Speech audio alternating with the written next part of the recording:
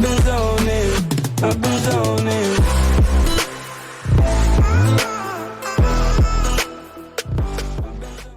Star Wars: The Jedi Fallen Order is a first-person action-adventure brought to us by Respawn Entertainment and was published by Electronic Arts.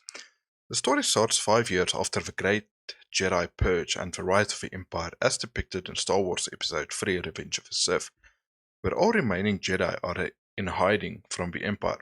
The story focuses on the protagonist, Cal Kestis, a Jedi Padawan whose master was murdered during the Order of 66.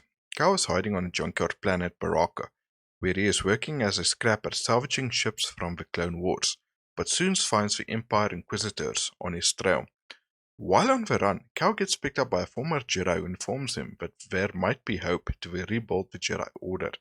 So Cal and his new companions set out across the galaxy to find clues to find the holocron containing a list of the next generation of Jedi. The game comes across as a mixture of Star Wars lightsaber combat game and a Prince of Persia or Tomb Raider exploration game, with a very diverse set of planets and tombs to explore, sliding, swinging, wall climbing, wall running and puzzle solving taking place throughout the game. The maps in the game is partially open world, as you can run around and explore at your heart's delight. You will encounter some pathways being blocked and they will require a certain ability to be unlocked before you can enter them.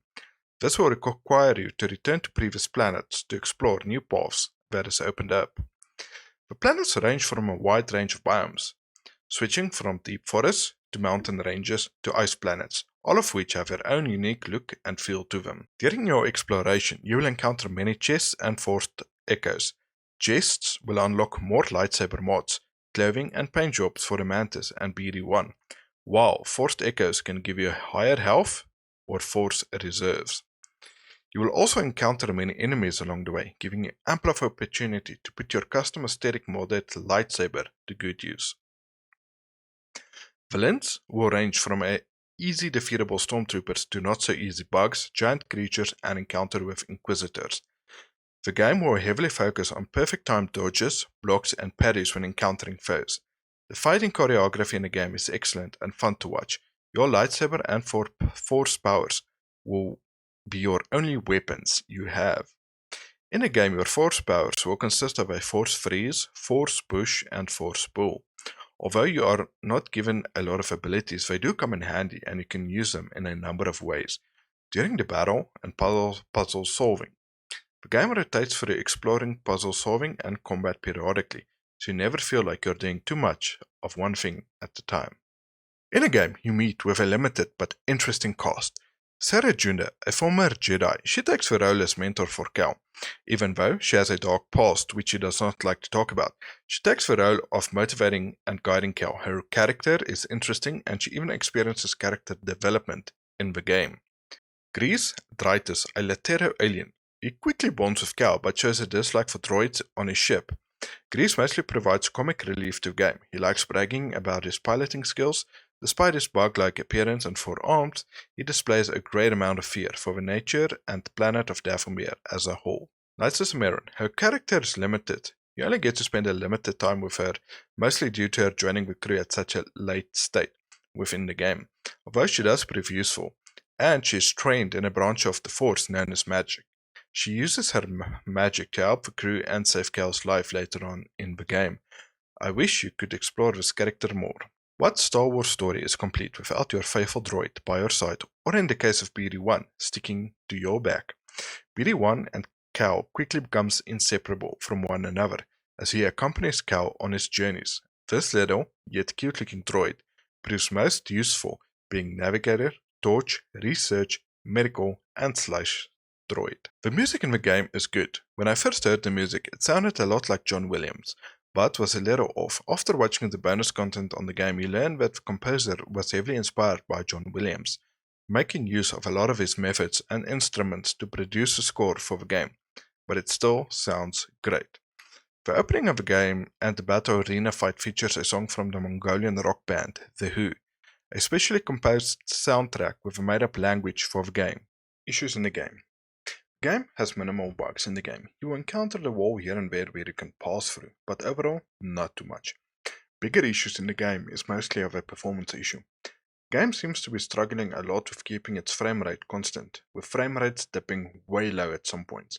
The minimum requirements of a game is a Windows 7 machine with a CPU equivalent of an AMD FX 6100 or an Intel i3 3220, 8GB of RAM, an AMD Radeon HD 7750, or an NVIDIA GeForce GTX 650, capable of running DirectX 11, and 55GB of hard drive space. Even when meeting the minimum requirements, even the most extreme gaming PCs seem to be struggling to run the game at some points. One of the main issues of games seem also to be at certain intervals, where the game will start loading the next area of the map. You will almost always experience a stuttering or pause. This is something noted by a lot of gamers. One of the major issues of the game that I ran into was with recording the gameplay. For some reason, I was unable to get good performance when recording. At first I thought it was OBS, and then I thought it was an NVIDIA stream, but it impacted the system too much while recording, which resulted in me having to lower the graphics to minimum, but still this did not improve the performance much. It was only after I completed the game and before I started the review that I realized the problem was not so much OBS or NVIDIA stream, but was in fact my webcam. When adding my webcam window while recording, the game became very laggy and stuttering, but once disabling the webcam window, the game almost ran like a dream. I will be inserting a small video here to see what the game looks like at maximum graphics on my system while not using the webcam video. Easy now. Got a stowaway.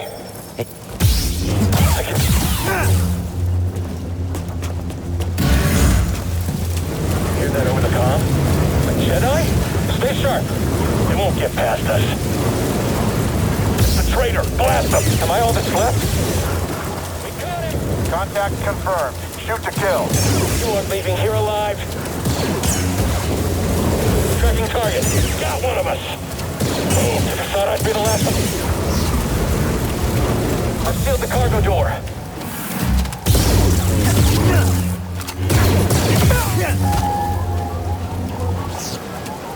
The final conclusion on the game is that it is genuinely a fun game to play. It takes a different approach to other Star Wars games that I have seen. I love a Tomb Raider Indiana Jones mixture of game with a Star Wars universe.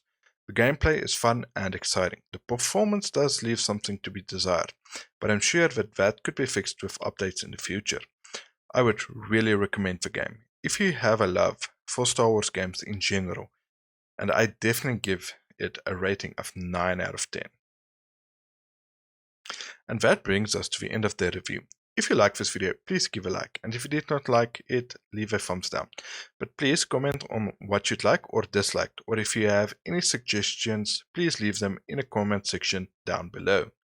If you would like to see more of my videos, hit the subscribe button, and if you would like to be notified of the videos, hit the bell icon to receive notifications whenever a new video is released.